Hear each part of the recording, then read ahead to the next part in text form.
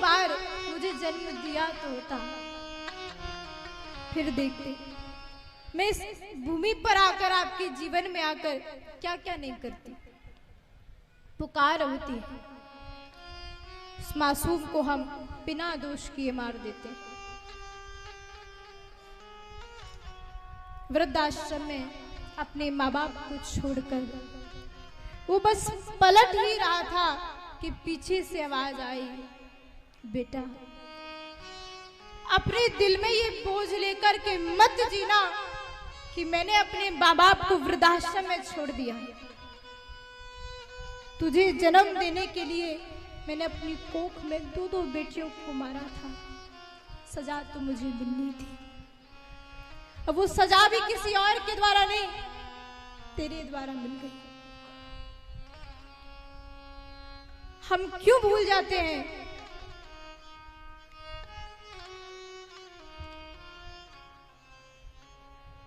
जितना बेटा आपकी सहायता करेगा, आपकी सेवा करेगा, उससे कई गुणों अधिक ज्यादा सेवा आपकी बेटी करेगी।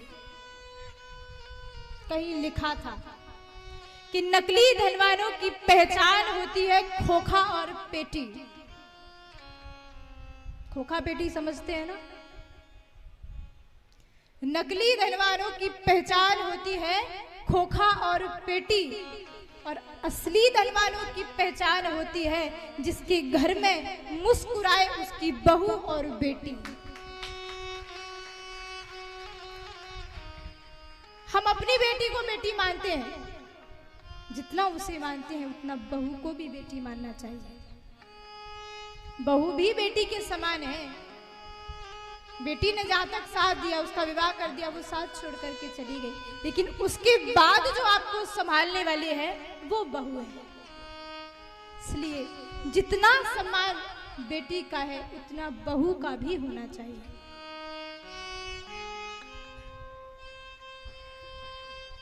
अगर बेटा आपका वारिस है तो बेटी आपके घर का पारस है। यदि बेटा वंश है तो बेटी अंश है। बेटा शब्द है तो बेटी अर्थ है। बेटा संस्कार है तो बेटी आपके घर की संस्कृति है। फिर अलग आतंक क्यों? किस तरीके से हम बेटी को अलग छोड़ देते हैं?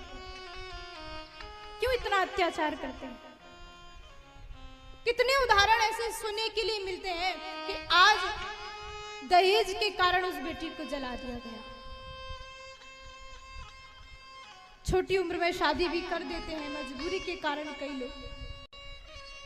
कई लोगों में सामर्थ्य नहीं होता कि वो आप अपनी दहेज की मांग को पूर्ण कर सकें।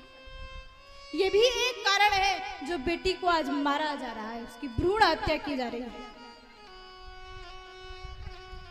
और उसे मारने वाला भी कोई उसको दुश्मन नहीं होता, उसके खुद के परिवार के लोग होते हैं। उसकी माँ होती है जो उसे उसके गर्भ में ही समाप्त कर देती है।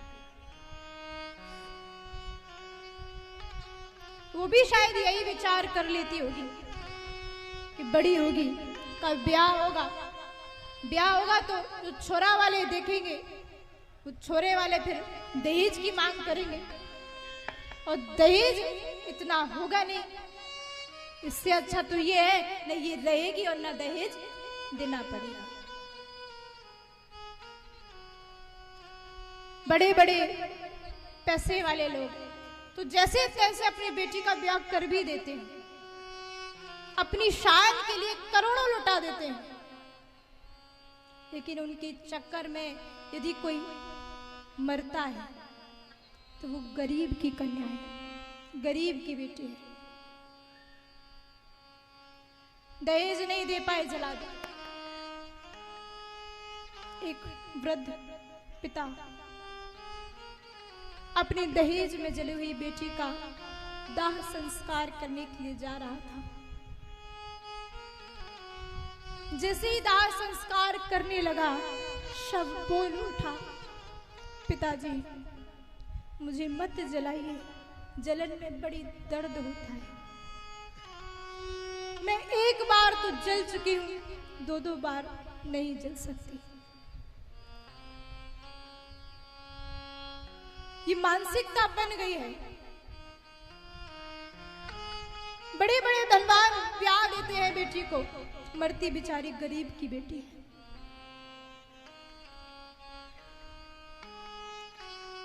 मुझे एक बात समझ में नहीं आती,